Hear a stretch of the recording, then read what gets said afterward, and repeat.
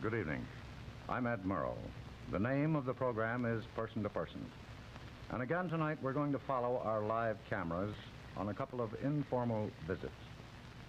We're going out to Hollywood, California for a visit with Groucho Marx and his daughter, and then we'll come back across the country and visit with James P. Mitchell, the President's Secretary of Labor. We'll be ready to go in exactly 20 seconds. Long distance, Maine to Florida. The American Oil Company, the drillers who produce oil, the scientists who refine it, the seamen who transport it, the men who deliver it, and the Amoco dealers who serve you, all the Amoco people, calling you person to person. I'm not quite sure how to introduce Groucho Marx. Indeed, it would be superfluous to attempt it because all of you have seen him. I may say that he is one of 5 brothers. His father was a tailor. He began as a single with Gus Edwards. Then with his brothers, he made some 18 movies before they retired in 1941. Groucho has subsequently become a great star on television. Most of you know his program, You Bet Your Life, which he does for DeSoto. Groucho lives in this white stucco, red-tiled Mediterranean-type house about half a block from the famous Sunset Boulevard in Beverly Hills. The sidewalk is lined with palm trees. Directly behind Groucho lives Hollywood makeup man Max Factor, and down the same block, Foothill Road, live the Van Johnsons. Van's little girl and Groucho's daughter, Melinda, are playmates. But now, switching along the coaxial cable to California, let's drop in on the Marx household. You must be Melinda, aren't you? Yes. How old are you, Melinda? 7.5. Aha, I have a little boy, just 8. Where's your daddy? He's upstairs. Before he comes down, tell me, Melinda, do you think your daddy's funny? Yes. Do you? Yes. What's he said funny lately? Well, he said he knew a goat that didn't have any nose, and I said, well, how does he smell? And Daddy said he smells awful. What's that noise? That must be Daddy coming down on the inclinator. On the what? Inclinator. On the inclinator. Hi. Good evening, Mr. Marx, sir. How are you, Eddie? All right, how are you? You know my daughter, huh? I have indeed. She tells me you're a funny man. Well, she can get an argument on that. Did you Groucho, I've always wanted to know what prompted you to become a comedian? Well, I tell you, I originally wanted to be a doctor, Ed, but I had an uncle who was a comedian, and he was making $250 a week, and all the doctors I knew around that time were making around 18. So I decided to skip the Hippocratic Oath and get right into show business. That was Al Sheen of Gallagher and Sheen, wasn't it? Gallagher and Sheen, yes. That was my mother's brother. Well, Groucho, you and your brothers must have been quite a picnic for your mother. I'm not picking you up, Ed. Well, let me... tell Mr. Morrow a joke or anything? Yes. Go ahead, Melinda. Did you get a laugh out of it? Yeah. Huh? Did he get a laugh out of it? Well, let's get out of here, huh? Shall we go into the pool room? This is where I bring up my daughter in the pool room, huh? Wait a minute. Groucho. Can't go in the pool room yet because there are people shooting in there. Groucho, I wanted to pry into your family secrets a little. Oh. Why have we never heard any talk from your brother Harpo? Well, Ed, Harpo never had anything to say worth listening to. Well, maybe... Strangely enough, when we were in vaudeville, he never spoke, but now that he's kind of on the sidelines and, you know, he's in television now, when I go to a party, he does all the talking, and we all sit mute. And he talks very well, too. Well, That's some 30 years of pent-up emotion, I imagine. I think in view of your attack upon him, we may have to give him equal time to answer. Groucho, what's the best advice you ever received from your parents? Well, my father told me to stay away from my brothers. And my mother told my brothers to stay away from me. Of course, this didn't work out because we were pretty successful working together, and oddly enough, we're still very good friends. We see each other all the time, and we shoot pool, pill pool, and we're were terrific rivals on the pool table. Of course, Chico was the best because he spent most of his youth in the pool room. As a matter of fact, in the old days when we used to play in vaudeville, we never went to a hotel from the railroad station. We went right to a pool room and started shooting pool and left our suitcases there. And then later on in the evening, we'd start looking for a hotel. And we made a very good living doing this. We were doing better in the pool room than we were in the vaudeville theaters. Groucho, I've been noticing that picture behind you there. Is that the Four Marx Brothers? Yes, that was done by John Decker in one of his more temperate moments. That's it's supposed to be out of Rembrandt, I think by Native Dancer. It's quite impressive, though, and since I got it for nothing, I revere this painting. Groucho, you're something of a painter yourself, aren't you? Well, I've done a little painting. I did the garage and a couple of the chairs in the breakfast room. But no, I did a painting last year for some benefit. And I sent him a painting. I liked it so much, I did a replica of it myself. And Ed, yes, I'd like you to meet Nettie. Good evening, Nettie. Cook. This is my cook, Nettie. Yes. And this is Sarah, who takes care of the whole upstairs, and they both of them take care of me, and very well, too. Nettie is slowly poisoning me, but that's another story that I don't want to go into. Now, Well, I noticed you wouldn't give me a chance to question Nettie on that as to what she feeds you. No, I swore Nettie to secrecy. The cat, by the way, shoots a very good camera pool. I don't know whether you can see it. And Yes. here's the picture that I painted, Ed. Uh-huh. And this is a picture of DeRocher and myself. I was his mascot last year, you know. Yes. You know, they finished 37 games out of first place. And I got a telegram from Leo the other day, and he asked me, please, not to be his mascot this year. Are you any good on the pool table, Groucho? Well, I'm not good on the pool table, but I'm pretty fair around the pool table, Ed. I knew this was a mistake. Well, it always is. I'd be happy to shoot off a few balls for you, and I might even shoot the cat into a side pocket. The 8-ball in the corner. No, the 8-ball in the corner, well, that's quite a trick. You wouldn't take it in the side? Yes. Okay, I'll try it in the corner. This is sheer luck. It may go in on a kiss. No, I missed. Try it again. Well, I won't try the same shot. I'll look for a sucker shot this time, Ed. In lieu of a sucker. Uh-oh. Here's the whole nation seeing the way I'm playing pool. I shouldn't have revealed myself. I better go for short shots. I'm at the age where I'm not so good on the long shot anymore. Now, do you want the cat in the corner? Yeah, careful of the cat now. Okay. No, the cat's in the way. It's an obstruction that I can't overcome. That's one of the most Well- tolerant. That's one of the most tolerant cats I've ever seen. He's pretty cute. You know, it's almost a dog, this cat. I never saw a cat that was quite as patient as he is. The way my daughter lambastes his cat around and pulls him by the tail and everything, it's just wonderful, right? You can do anything. It's really two men inside of their skin. This isn't really a cat. Here, you take him, huh? Well, now you've seen the pool room. You've seen the artwork. And over here we have Gable and Jolson and Hope and Peabody Award and all the stars from CBS and NBC both. I'm going to be impartial about this. Now I'm going to sing a song for you with my daughter, which is something she does very well. She's real talented. Are you ready?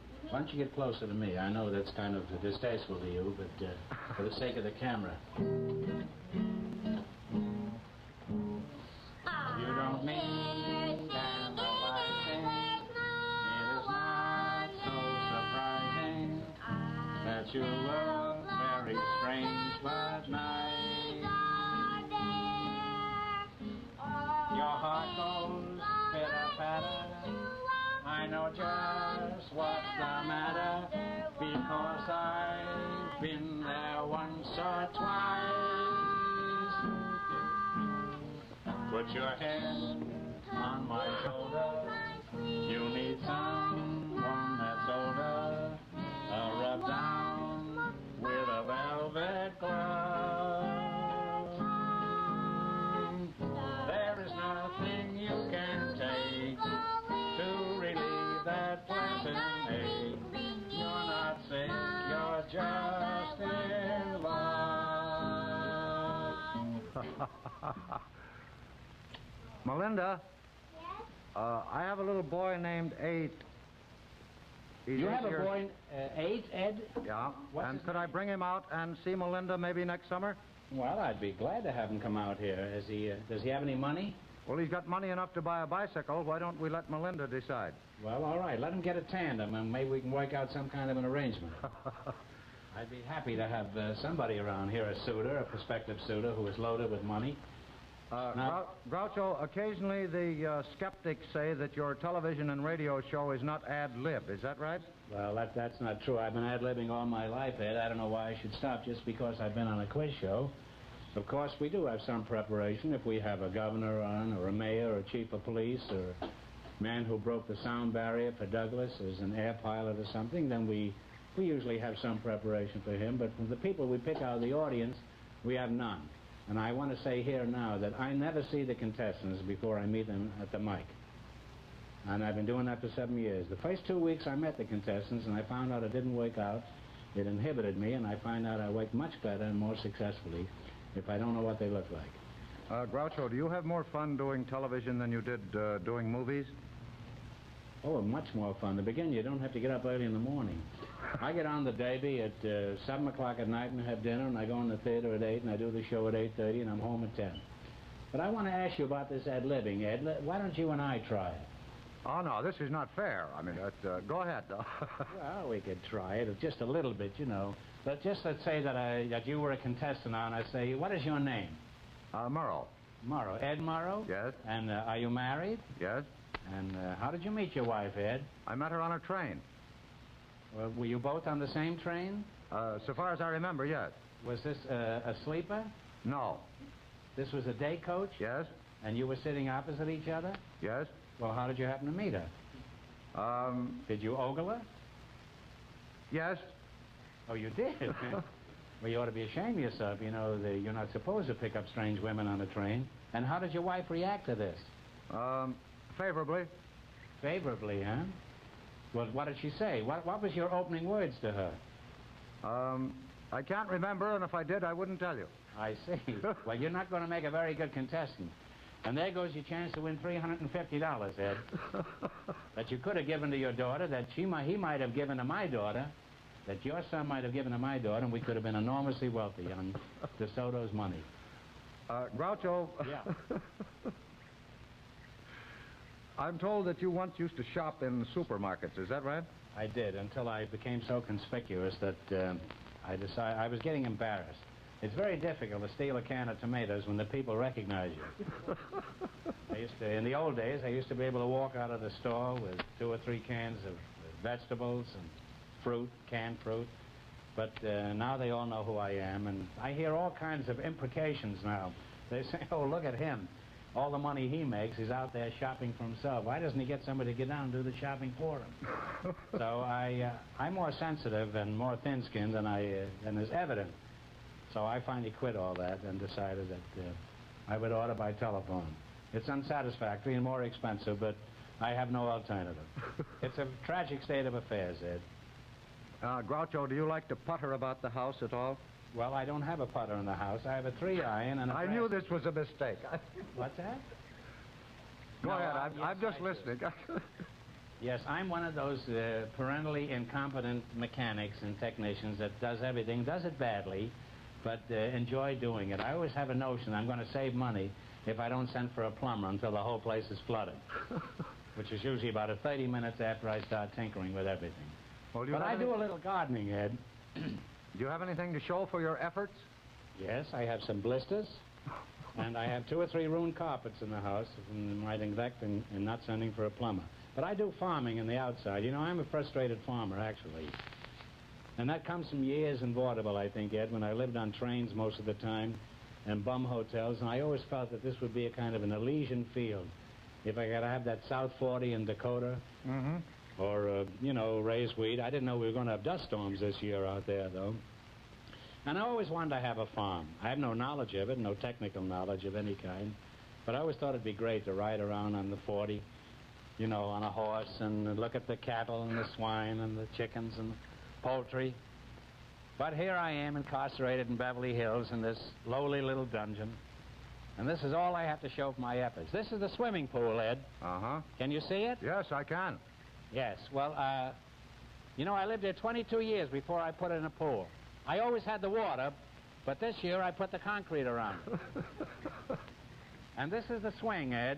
Yeah? And they say if you ain't got that, you ain't got a thing if you ain't got that swing. So I had one installed. Where do you raise the coffee, Groucho? I wish I could raise coffee. I can't raise coffee here. I raise oranges, and tangerines, and these are earthworms over here, Ed. This is very interesting. You know, this is a compost, and it's full of earthworms, and I put all kinds of garbage and ashes and stuff on here, and that's what the earthworms eat. And then I take the earthworms with a pitchfork and put them around the base of the trees, and it's far superior to any kind of a commercial fertilizer that you could possibly get. And the trees are just doing wonderfully since I have that. These are figs. Yeah? And these are all rose bushes in the back. And these are loquats. This is a Japanese fruit. And these are lemon trees. And, I have some more peach trees on the other side of the house that you can't see from here. Well, Groucho... But you can smell the orange blossoms. You can't smell them from there, can you, Ed? Almost. How long since you smelled orange blossoms, Ed? Much too long. Oh, I mean, were you back on the train then? Did you have the orange blossoms with you? You won't tell me what you said to your girl at that time, huh?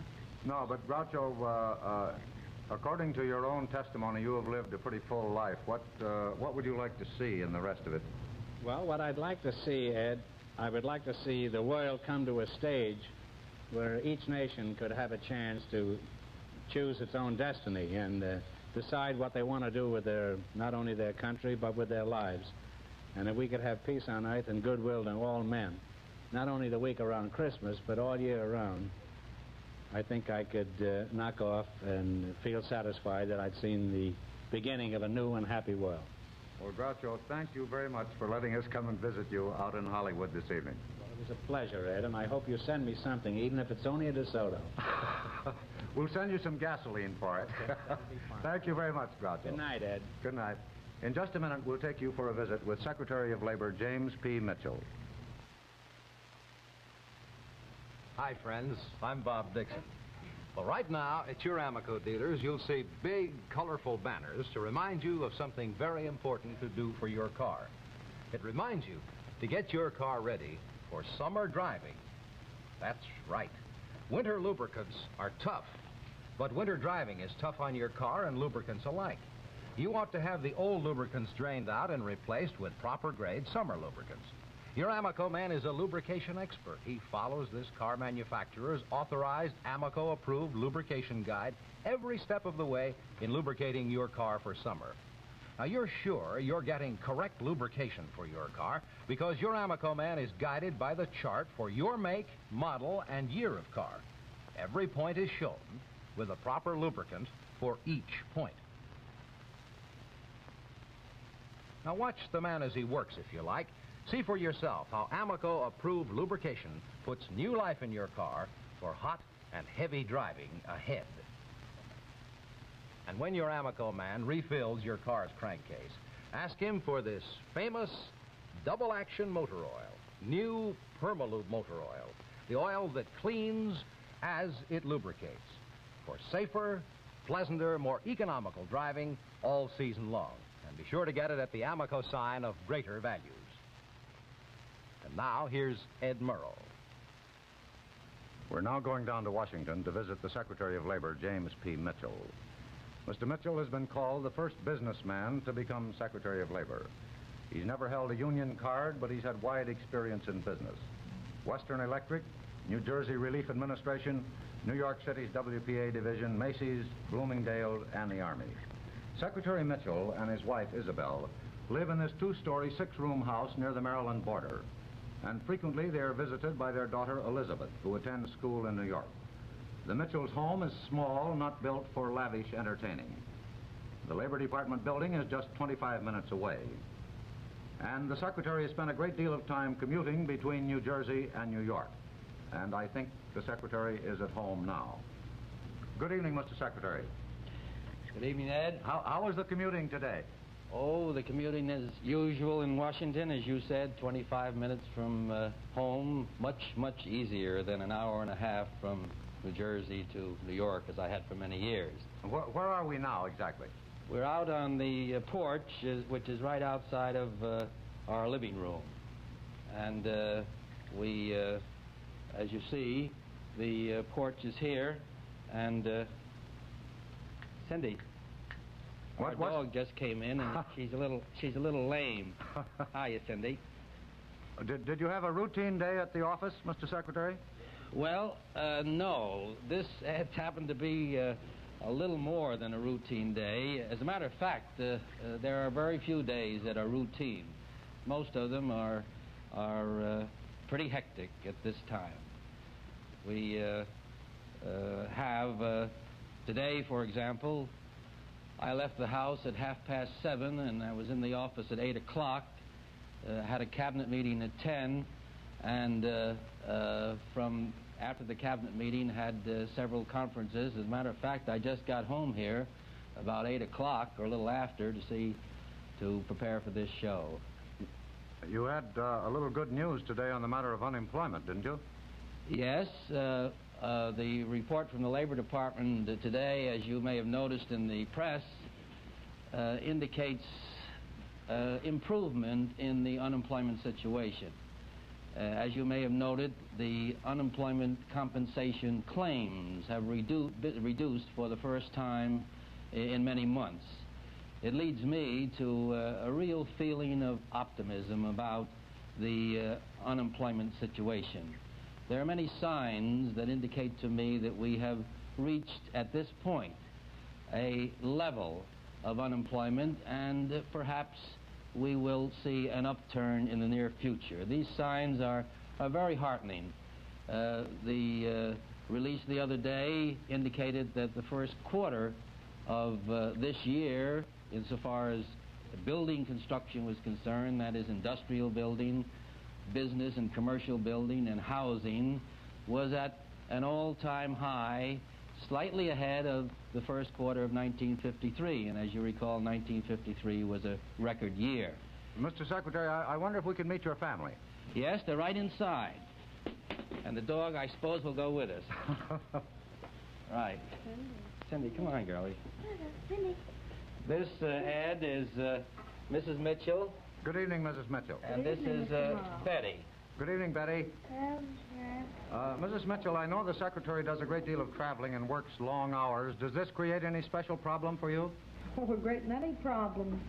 We seldom have an early dinner hour, and very often I'm disappointed after preparing dinner. He just works late at the office, is that it? Works, yes. Betty, how's school? Fine, thank you. You enjoy it? Yes, very much. What do you want to do when you grow up? Well, I'd like to be an actress. Well, Mr. Secretary, I understand you were brought up with an uncle, is that right? Yes, Thomas Mitchell. The actor? The actor, yes, yes. Well, do you have any memories of his early days as an actor? Oh, yes, very vivid memories, Ed. We lived, as you may know, in Elizabeth, New Jersey, which is Yes. Outside of New York, and one of my earliest memories is trying to find in the house a quarter for Tommy to pay his fare into New York and look for a job. The routine was one that took all of the family resources at times to get Tommy into New York so he could look for a job. Well, Mr. Secretary, how does it feel to be a member of what has been described as a cabinet of millionaires? Well, Ed, it feels good. I have never worked with a group of men, and as you may recall, I've worked with many groups in my life. I've never worked with a group of men who were so dedicated to their jobs, who were so interested in the public welfare. President Eisenhower has surrounded himself with what I believe to be the most capable group of men that I've ever had the pleasure of encountering or working with. Well, do you find it different now that you have become secretary, having spent so much time in other government and public offices? Oh, yes, yes. It's much different. And, of course, that difference took place when... Well, will you go over here, Cindy? She's a little nervous. That difference began when this happened, Ed. This is the picture of the swearing-in ceremony in President Eisenhower's office on October 9th of last year. And as you see, Mrs. Mitchell and my mother and the president. It was a memorable day, and things began to be different from then on. Well, what do you do now in order to get away from it all and get a little relaxation? What do you do for exercise? Work, Ed. I've never had much time for exercise other than that of going to work, coming home. That seems to be all of the exercise that I need, either mental or physical. Well, Mrs. Mitchell, I gather that doesn't leave much time for social functions, does it? No, it doesn't, Mr. Morrow. We don't have time at all. There are few official functions we must attend. Otherwise, we don't have much social life. Well, Secretary Mitchell, you've been in business world for about 35 years now, mostly as an employee, but you used to own some stores back in the 20s, didn't you? I owned a couple of little grocery stores, Ed, yes, in the early 20s. Well, what's the difference between running a grocery store and running the Labor Department? Well, there's a big difference. They have one thing in common in that they deal with people. Of course, running the Labor Department, Ed, is a job that is one that takes all of the resources that one could possibly muster. The Department of Labor, as you may recall, is set up by act of Congress to develop and promote the welfare of the wage earners of the United States. That's our job. Our job is to see that the wage earners of the United States, both organized and unorganized, that their interests are protected at the federal level. The Congress has given us certain tools to do that with. The Bureau of Unemployment Compensation, which supervises the unemployment compensation paid throughout the country. The Training Bureau, the Apprenticeship Bureau, the Wage and Hour Bureau, all of which are designed to see that the working man and the working woman of this country are provided with minimum standards. And it's our job to see that those standards are kept and improved upon to the extent that the total economy will stand for it. The Department of Labor, or the Secretary of Labor, is often regarded as a person who is engaged in the more dramatic things of strikes. But my feeling is that industrial relations in this country will be promoted best by the preservation and improvement of these standards, and will be promoted best at the local level, where management and unions learn to live with one another, learn to get along with one another, and have mutual respect for one another. Well, there is where industrial relations in this country is made or broken, and there is where it will be improved. And our attention is centered on that improvement. May I say that in the first quarter of this year, January, February, and figures we have for March, indicate that we have had fewer labor disputes, fewer strikes in this quarter than in the last 4 years. Well, thank you very much indeed, Secretary Mitchell, for letting us come and visit you tonight. Good night, sir. It's been a pleasure. We'll be back in a moment. You know, I've been talking about Amoco gas on radio and television for almost 4 years. And I think I know as much as the next fellow about what gas can do for your car. But all the adjectives, all the claims and counterclaims for additives I've seen lately in some newspaper ads are bewildering. Well, count Amoco gas out of the adjective race. Amoco doesn't have to think about things to say about an additive. Amoco gas has no additive. It needs none. It's all pure petroleum from start to finish. That's right. You see, the high anti-knock quality of Amoco gas is refined in by different and costly processes. So don't forget, buy Amoco gas. It's great. And now here's Ed Murrow. Good night and good luck from person to person.